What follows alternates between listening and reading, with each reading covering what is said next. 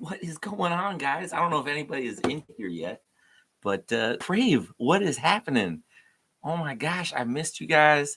I don't get to see your faces in this format, which sucks, but you know, 2021, this is the digital age. We got to get used to this. So we going in this. Uh, how are you guys? All right, give me a thumbs up if you're in here. We're just gonna vibe for a couple minutes until people get here. I'm trying to talk like Autumn. I'm sorry. I'm Alan. I'm very different than that. And wow, that is super reflective. Wow, that is fantastic. If you're wondering why I'm wearing an umbrella hat and um, 80s glasses, it's because growing up, my dad said if you're ever feeling down, wear an umbrella hat and 80s glasses. Um, he's a seriously weird dude, so I don't know how much actually made sense growing up, but yeah, that's what we did growing up. We just wore weird stuff. That's what we're doing. I'm taking this off now because it's actually squeezing my brain. I've got a very large head, and everybody's like, "No, no, you don't have a large head." Yeah, but I've got a large, body. So I'm just a big guy. So it's proportionate to my big fat body. So, how are you guys? Who's in here? Shout your name out in the chats, in the comments. Send a burrito in the chat if you're in here. Oh, I feel like I should have music going on. Oh my gosh, I don't even. I'm so not prepared for this.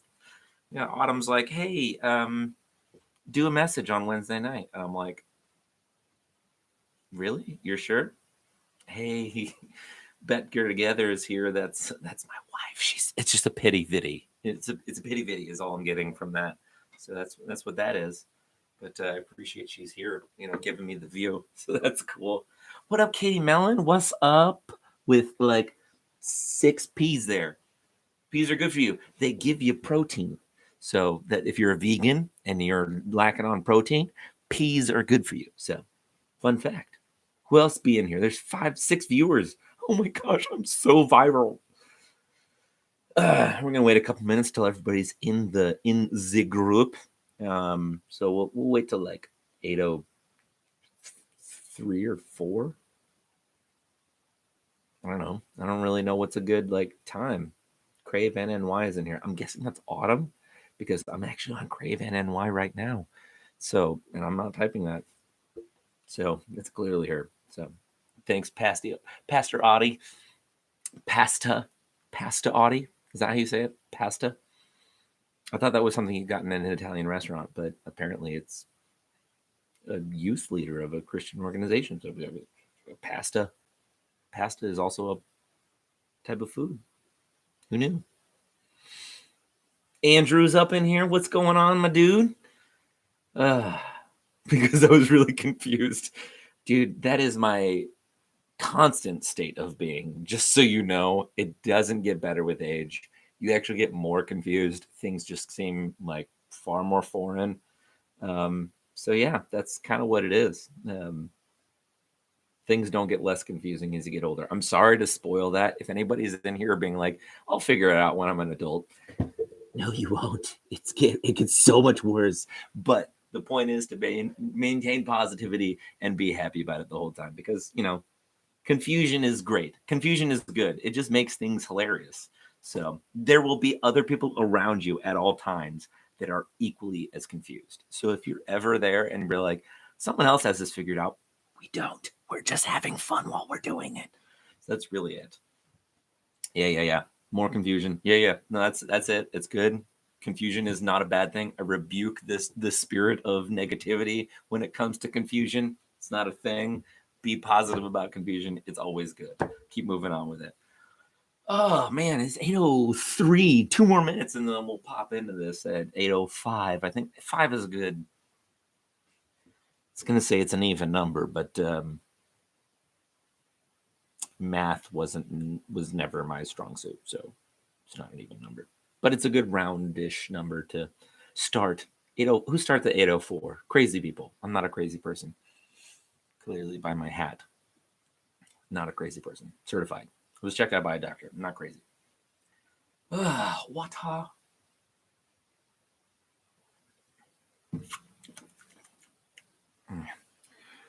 Who has had a fantastic time with the snow and shoveling it and scraping it off your car? Because I certainly have. It's been really good. I really love snow. Being from California. Michelle, what up? What up, my girl? What up? How you be living? You missed my comment before. Send a burrito in the chat if you're loving. No, you don't love snow, Katie. Stop it. No, you don't.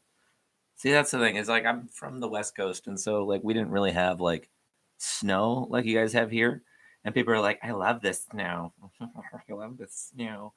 Yeah, sunshine never killed anyone. Okay, so that's what I'm saying. Snow is a killer. I'm for global warming. I'm for it. What did a polar bear ever do for anybody other than eat someone? Why are we saving him? Why are we saving him? Yeah, you are from Puerto Rico. I forgot about that. Yeah. But snow is never good. I don't care where you're from. You can't change my mind. It's never going to be a thing.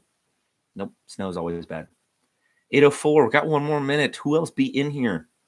Tell your friends to be jumping in here right now. If you haven't texted your friends, you're like, hey, watch this crazy bearded hairy guy on YouTube right now. Send them the link above or below, wherever, whatever platform you're watching on. It's sparkly though. Stop it. That is not a reason to like anything. Hashtag snowboarding. Also hashtag broken wrists. Hello. No. Oh my gosh. Or skiing. Yeah, Andrew, you a skier? I feel like you'd be like a rad skier, like one of those really like rad dudes that like don't use poles and like are constantly backwards down the hill. I feel like you might be that guy that like you're like, oh, skiing's stupid, and then you see that guy and you're like, okay, maybe skiing's kind of lit.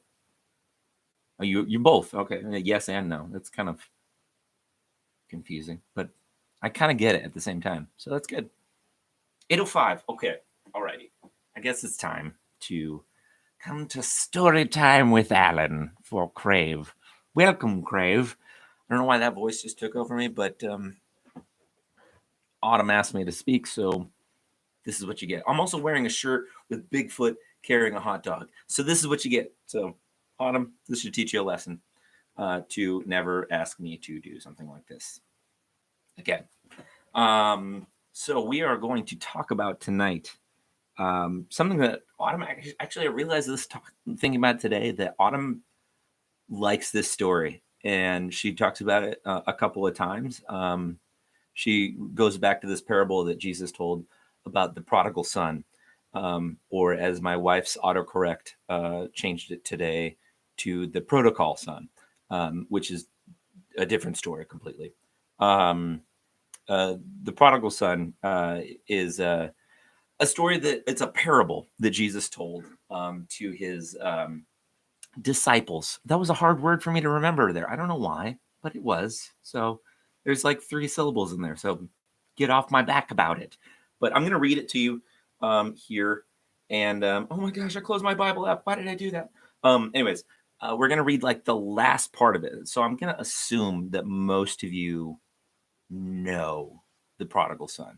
If you don't know the prodigal son, first of all, shame on you. Second of all, I love you anyways.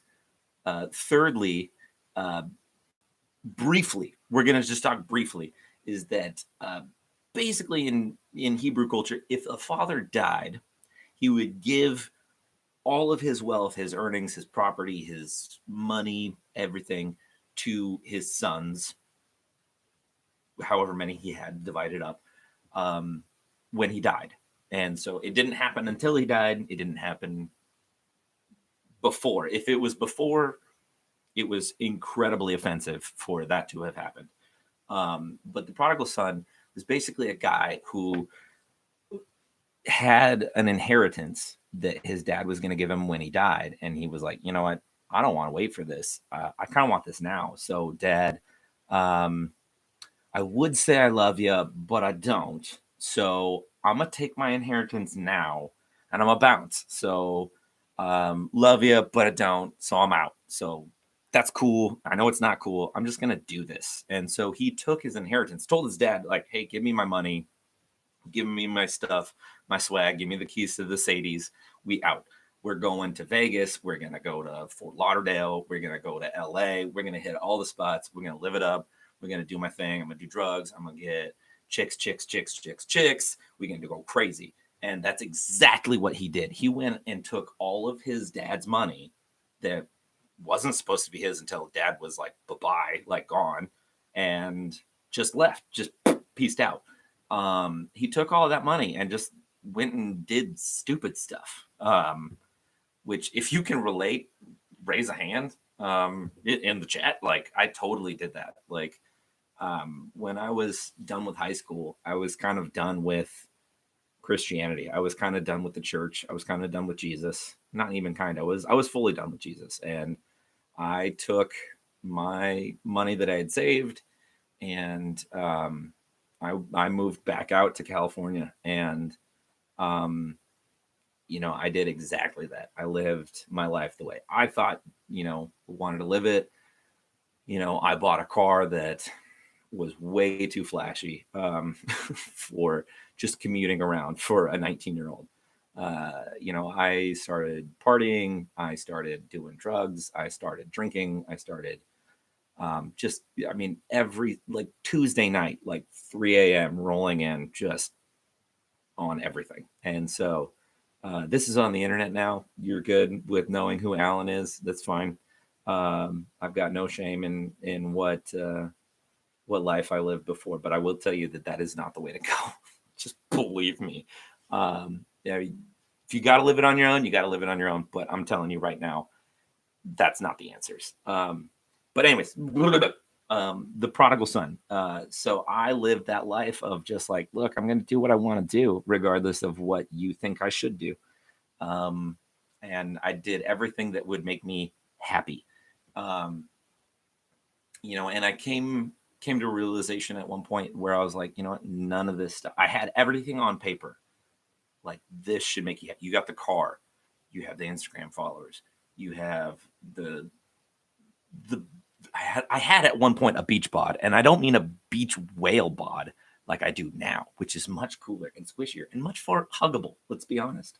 I had everything that should make me happy, but I was miserable, and realized that that's just not the way, and that I walked away from what was truly glorious, and I decided to turn my life back around and come back to Christ and come back to New York and where my parents were and just kind of get a good foundation on me. And that decision to come back was incredibly shameful. Oh man, I was on social media at the time and I was living it up supposedly, and had everything together. And, I left the coldest weather I would have in February in California was like 60. I still get friends that text me like, "Oh, it's chilly today. Like it's like 68 degrees. I had to bust out a sweater." I immediately block them. So I'm losing friends left and right. But I'm sorry. Until -20, don't talk to me about 60 degrees being cold. Okay, just shame on you. I rebuke that in the name of Jesus. But anyways, coming back to returning, I was really, really ashamed of, right. Yeah. Preach, Pastor Audie. I was really, really ashamed of how I returned, and like how, how I was, failed at successful life.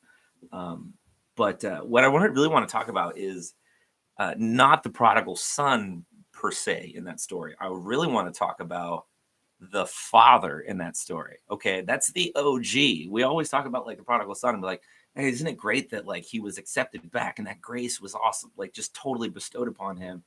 And like, we look at that and we're like, all right, that's what it is. Like that's the point of the story is the prodigal son. I'm like, yeah, yes, you're not wrong, but tonight you are. So good thing I don't do your tests at school because you'd all fail, because I decided so. Um, but the prodigal son, that story to me really, as someone who has already been redeemed, if you're living in the life of being redeemed, you're like, oh, okay, I'm redeemed, like, cool, I messed up, I'm redeemed, that's cool. You've only gotten half of that, because the rest of that story is, once you're redeemed, it is your job as a Christ follower to be the redeemer. And I don't mean that you can forgive people of their sins. That's not what I'm saying. That's called heresy, and it's bad. I'm talking about when someone has been through the worst of it, whether it be by their own choice or just life hitting them hard and they just didn't get a good footing. Um, it is your job to be that person. In the prodigal son, his dad welcomed him back, even though he knowingly went into that. He welcomed him back with open arms, and not just open arms, with like just swag. Like, he was like, okay, my son's back. Yeah, he told me I was basically dead to him, but I'm choosing, all right, let's get out the good chips, that good salsa. And I don't mean from like Costco. I mean, like, let's actually go to like the foreign food market, and get like the moods market. No, that's not a thing. Is the moods market a thing? It's where you just get a new attitude. But no, you go to the foreign foods market. That's the word. Thank you. It's a tough one to say. You get the good salsa. You get the good, you get the good everything. You get the good music. You hire a DJ Allen coming at you. You know what I'm saying? Next events. All right, just play. Plug. All right, we done. Just playing. We're back. I'm back. I didn't go anywhere. I'm saying, like, you get the good stuff out when, like, someone who has been through the muck, still covered in the muck. That's what I'm saying. Like, in the story, it says he just like came back. He didn't like bother cleaning up. He couldn't afford to clean up, so he just came back still covered in muck. And so let's put that in today's terms, still covered in, heroin marks and all this crazy stuff, and still drunk and high and broken down and just in yesterday's clothes, and just gross. Someone who you would not want to welcome back. He did it. And that's the cool thing. That's one of the biggest parts of that story that I think we miss, because I personally, and I'll admit it fully, I get hung up on like the prodigal son part, because I'm like, all right, I've been that, I've done that. I'm so thankful for grace. I'm so thankful for just abounding glory, abounding grace, abounding like forgiveness that you don't even understand. Like I wouldn't forgive someone like that. That's crazy. Why would someone forgive me? But Jesus does it every single day, and not just once, over and over and over again. Let's say tomorrow I would be like, you know what, I'm going back to California. I'm going to do it again. I go for another year, another 2 years, get into the worst of it. Jesus is still there to welcome me back. And I don't mean just Jesus, like, Jesus. I mean, like, people that follow Christ are still living that love. You know what I mean? Like, CRAVE is still here when you come back tomorrow. When you decide, you know what, I've been away for too long. I've done my own thing. It doesn't work like this. I'm not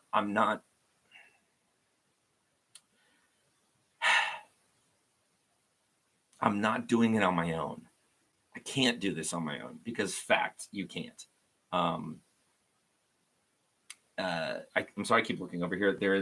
There's a ladybug inside of my glasses case, and she is super cute. Oh my gosh, she fell down. And there she is. Oh my gosh. I'm gonna name her her Sally. I don't know if she's a lady. I don't know what she identifies as, but she's now my friend. Anyways, where was I? Oh, forgiven over and over again. Forgiven over and over again. Facts, Michelle. Total squirrel. Forgiven over and over again.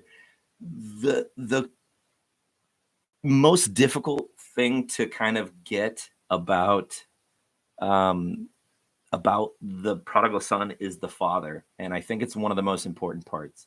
And here's what I mean: is that once you are redeemed, it is then your instructions as a Christ follower, as a Christian, a little Christ, to then redeem those who need to be redeemed. And that is 100% of the time never easy. It is always difficult. It is always something you not necessarily don't want to do, unless you're like Pastor Autumn. You've got other stuff going on that you just don't want to do those things. You don't want to do. I feel like she just loves effortlessly, and I'm like, I don't know. This person smells like cigarettes, and I don't really want to give them a ride. And I don't want to be nice to that customer because last time they were really, really rude, and I just don't want to talk to that person. And I don't want to. Okay, look, right. So my boy Caleb, he was like, we were really tight in high school, and then he like went and did that thing and like super ticked me off, and like he knows that that's a party foul, and yet he did it anyways. But now he's all like, yo, bro, like I'm kind of going through it and I need some help. I don't want to be part of that. Like I don't want to help him back. False. That is not what you are called to do as a Christian. It is in those moments that Christ says, this is my love. They will know you are a Christian, not by your words, but by your actions, by your love. They will know you are Christians. Those are the moments when grace and forgiveness are the last thing on the menu. That's what you deliver up on a hot plate. That's what you give them, because that is what is needed at those moments. Facts, Autumn. Love is never the wrong answer. Above all else, this is love. This is forgiveness. And when it happens once, you're like, okay, all right, I got to forgive this person. I got to love this person. That's cool. Like, you're on it. Like, that's hard to do. And props. And God sees that. When it happens again, what do? When that person walks away from Christ again, when that person walks away from Jesus again, and when I say that person, I may or may not be talking about me. When I walk away from the church more than once in my life, I will shamefully admit, more than once in my life, Christ's love is always back there to accept me back. It is always there. There are people within the church that understand the directions, the instructions that God left, that Jesus left through parables like this, like the prodigal son, instructions for living. I think we need to change parables to instructions for living. I understand it's longer, but it's easier to understand because that's what a parable is. There are instructions through the story that this is how you need to live life. This is how you express my love to the world, to those who don't understand my love, who've been told that no, you're wrong for choosing that lifestyle, or no, you've been hooked on that drug for too long. No, you're going to use my love and affection to get back on that drug, or to get back on that train, to get back with that person, whatever it might be, whatever they're struggling with in life. When they come back, when they want that forgiveness, we need to be so thankful and happy and elated, like uber happy to the max that they're back. And we need to do everything that we can to celebrate that. Not to be like, okay, I see you want forgiveness, but here's the stipulations and the things that you need to do. I don't know why I'm Southern here. I'm very sorry for anybody who's Southern that's watching. It's just the voice that happens. Forgive the voice. Okay, don't, and forgive me as well.